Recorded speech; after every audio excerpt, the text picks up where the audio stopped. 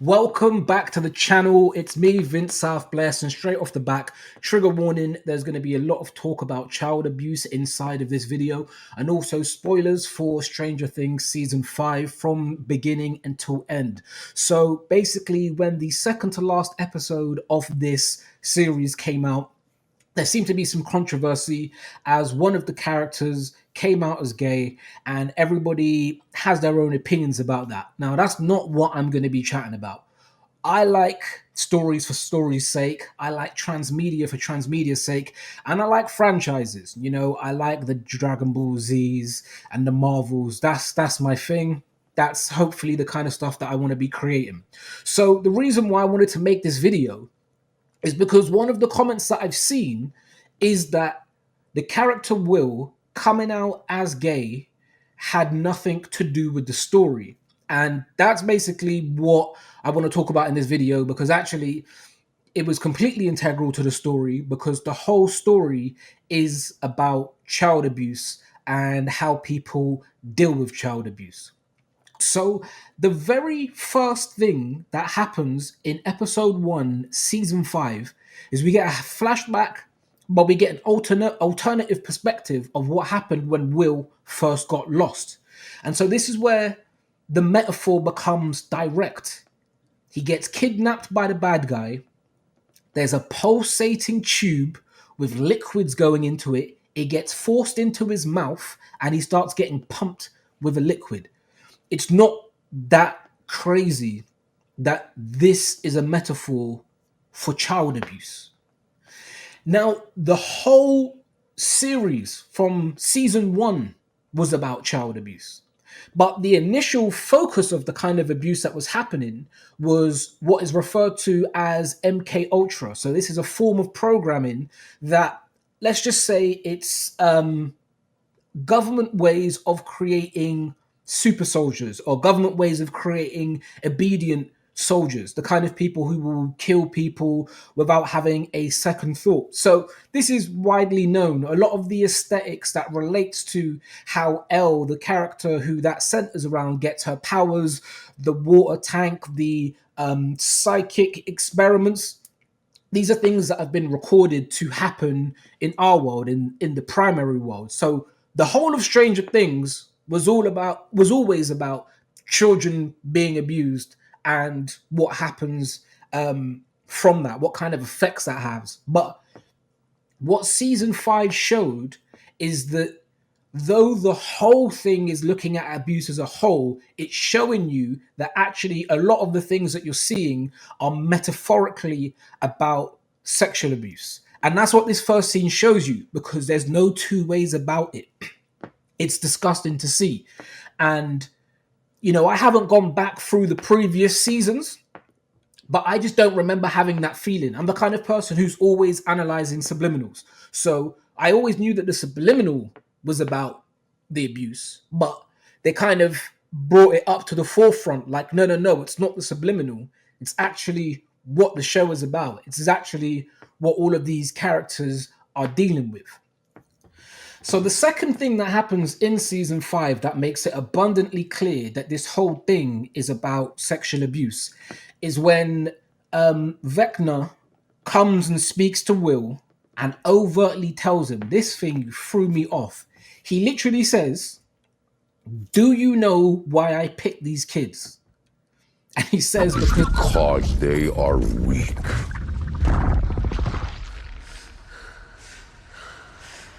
Weak in body and mind. The kids are weak in body and mind. Now, from a storytelling perspective, this would have been the opportunity to go down the magical route, to go down the fantastical route. This would have been the opportunity where they could have said that it's some kind of like innocent force within children, that they're stronger, that they've got this thing, that they're malleable in terms of like kind of like stem cells, they can grow into whatever and all that type of stuff. But no, we just straight out said because they're weak in body and mind. He was overtly being made out to be a predator. And when you see the scene, it's almost as well like that you don't really understand why he's leaving him. But what I think the whole point is at this stage you have a monster, right? But what they're doing is they're humanizing the monster. They're not humanizing the monster in the sense of they're trying to make you feel bad for him as a monster.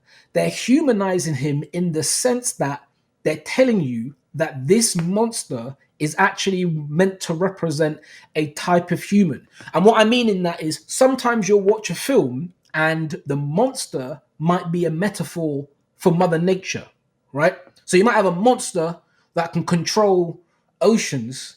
And so, in that sense, that monster might be a metaphor for the fact that we're polluting the oceans. And so it's like the ocean come and taking it back.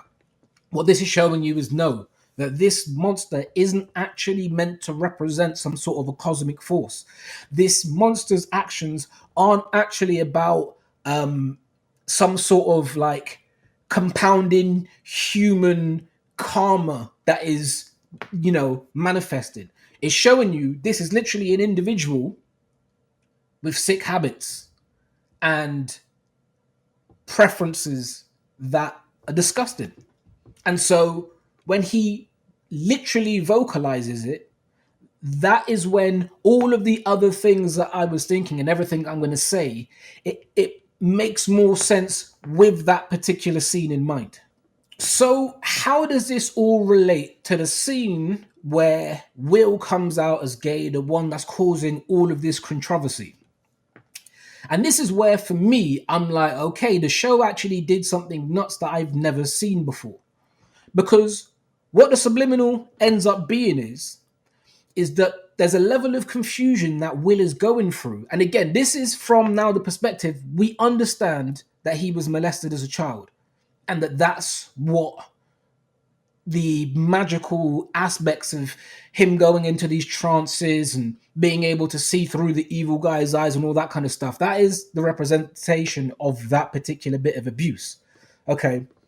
So the confusion that Will was going through was about him not being able to separate the abuse that he went through and the feelings that he has for people of the same sex as him.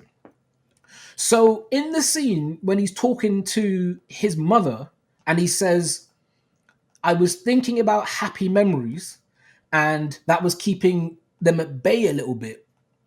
When you actually look at what those memories physically look like, what he was actually doing is he'd gone back into his memories and he realized that he was actually gay before the abuse. So he was able to completely separate the fact that he's a homosexual from the fact that this person who's also a man abused him and onset him for a level of confusion. Because again, as another metaphor, Will is in the quote unquote hive mind. So Will is able to see what all of these monsters are seeing, the big bad monster and all that type of stuff. But the hive mind is a metaphor for the fact that people who have been abused can become the abuser. So again, just to like illustrate that point, Elle, who went through the MK Ultra level abuse, she's being trained to be a super soldier. Again, that's what MK Ultra is about. So Elle has caused a lot of destruction, but she does it with her conscious mind. She consciously decides she wants to do these things, and then she executes. Whereas Will never consciously decides to destroy anything, but Will gets the vision of these things that are killing people and and destroying stuff. So again, what that would be a metaphor for is that actually maybe it's not that Will is just looking through those eyes. It's that actually Will did those acts, but that he was never consciously doing it. And so this is what is called in altered states. And again, this is part of the MK Ultra programming, that you can get people to have split personalities, and then certain personalities will be able to do certain heinous acts. So inside of this quote unquote hive mind, which is this cycle of abuse, like abusers abusing people, Will was able to anchor himself in the fact that this thing that he already had a confusion about himself actually existed pre this abuse. So actually, this person who's been manipulating him didn't actually have as much control as he thought, because the confusion from Will's perspective is he was thinking, am I only feeling these things because of the abuse? And the answer was no. And so the reason why this was deep for me is there are people that are saying that this is like pushing an agenda. Now, my thing is I believe that there are loads of agendas being pushed. I think there are multiple agendas being pushed. And those include what we might consider mainstream and more like acceptable things in society still have agendas that are being pushed behind them. But what was so interesting for me about this show is that I actually explored being gay from the perspective of someone who was abused, which is not like the it's not the best way to introduce someone to the subject if you're trying to just normalize it, if you're just trying to make it so that it's something that like everybody should dabble in or something. That's not the perspective that the show was coming at. And again, this is the reason why in the scene where he actually comes out, it's like technically you could say that it was that particular scene was maybe an unnecessary scene in like how long it was and the details that it goes into. That's fine. But in terms of the concept that like Will needed to come out to be able to get his full strength in terms of dealing with that big bad, that's where I disagree. I think it's an integral part of the plot. So moving forward, you then have Harold. Let me just quickly check because I got that name wrong. Henry. It's Henry. So you got Vecna, which is the big bad, and then you've got Henry. So when I was watching it, I don't know if you were meant to think this or not, but I didn't really separate them until the last few episodes. It as the narrative was basically like leading me down that realm, yeah. But Henry is the voice, even though Vecna was the body when he directly told him, I like kids. I like kids because they're weak in body and in mind. So when you've got this whole thing about Henry's memory that he's too scared to get into, what do we see when we get into the memory? We see the fact that Henry had abuse that happened to him as a child. So inside of the memory, he goes into a cave. There's a man, and it's all very like open-ended, and it's kind of like storytelling wise, it's kind of leading that like you could have like another season explaining whatever happened there. But in terms of what you see a kid go into a cave. There's a man in there scared, holding something. He has a gun. The child is trying to just say what's going on. He shoots the child in the hand, which is Henry, and then the child kills him with a rock. Again, I would say that is a metaphor for abuse that happened inside of a cave, especially considering that this is a memory of a memory. So I don't think it would be that much of a stretch to say maybe the core memory was blanked out and shift. He got shot in the hand. It's still abuse, either which way. So we see that in one episode, and then when we see it in the penultimate episode, where Will is looking through Henry's eyes, and so gets to see the memory of the trauma, and Will is saying to Henry, oh, it happened to you. So what you did to me, somebody did to you. You don't have to engage in this. And Henry's response, and I'm pretty sure it's the last scene that you see him, is him saying, nope, no, I chose it. No, I wanted to be like this. I let him in. It was always who I was. And again, I think it's just like a really interesting scene because it's one of those scenes where the character is telling you something, and yet you probably still don't believe him. But either which way, that brings out the separation between Will and Henry in terms of how that abuse then manifested into their life and what it is that they wanted to consider their own personal identity. Another thing about this cycle of abuse is there's a point in the show where they kill one of the monsters and this black smoke comes out of their mouth. But what they show in other parts of the show is that the black smoke is what they're showing you is the manifestation of what happens with these tubes where they're basically orally abusing these kids. So when they show you that, again, it's just a little subliminal to show you every single monster that you've seen in this show has been victimized at some point. At some point, they were something that had this thing forced into their mouth that they didn't want in their mouth. And, now they go and commit these atrocities on behalf of their abuser. So another thing inside of this, which I just think leads to this particular point, is that if you look at the 6, I'm going to say main characters, but there are loads of main characters in it, but like the 6 that you start off following that are all similar age. So you got Mike, you got Lucas, you got Dustin, you got Will, you got Elle, you got Max, right?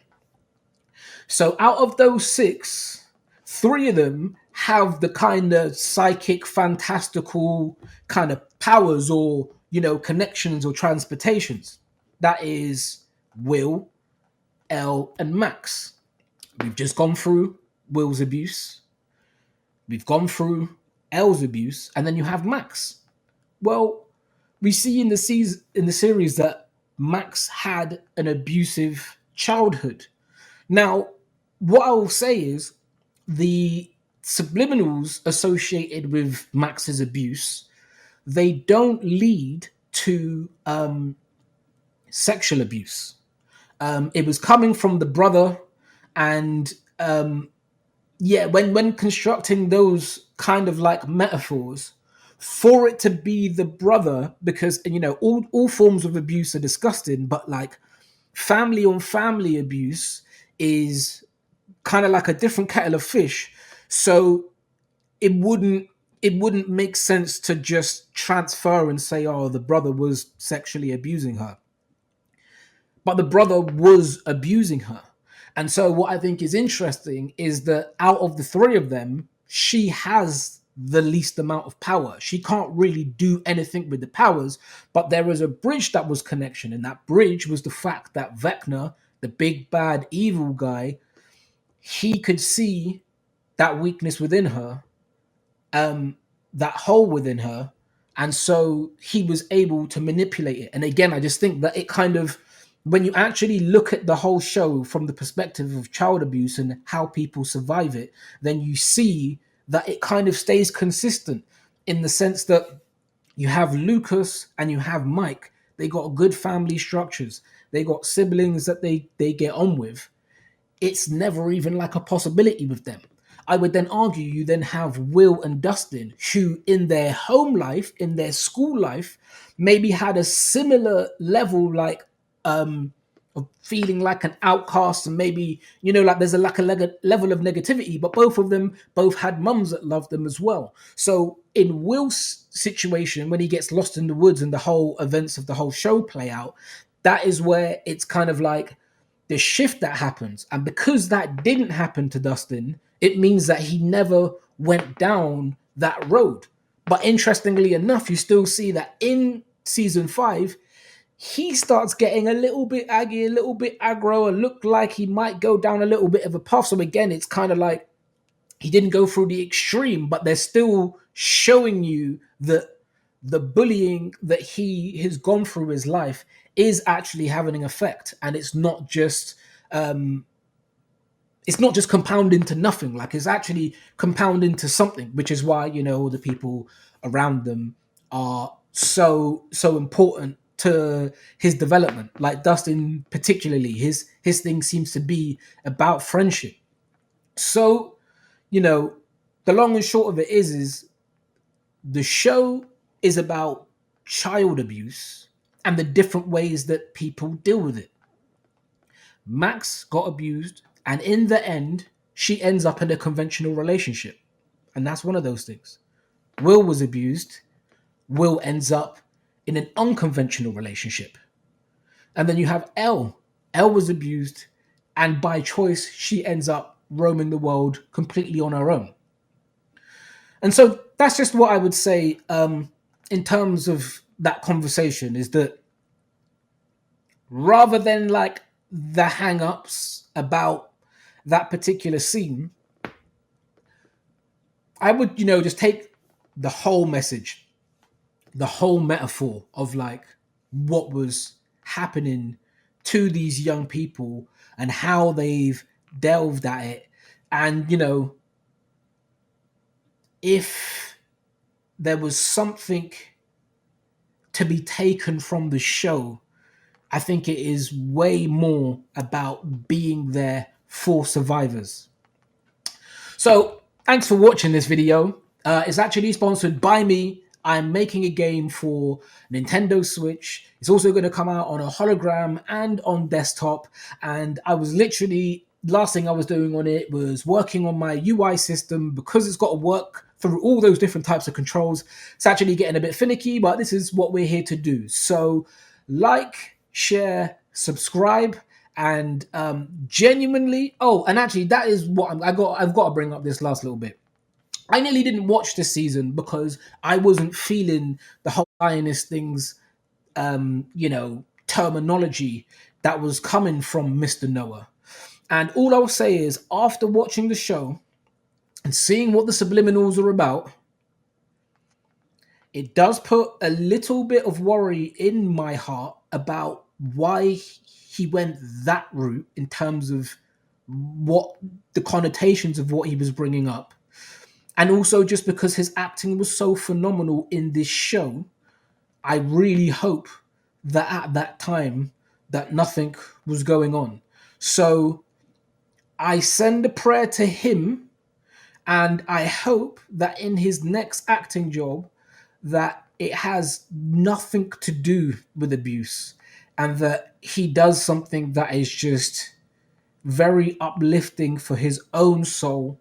And so if he is doing any sort of what do they call it, method acting type stuff, that they will only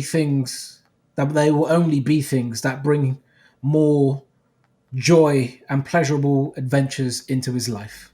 So I hope that you're having a blessed day, and I hope that you have a blessed year.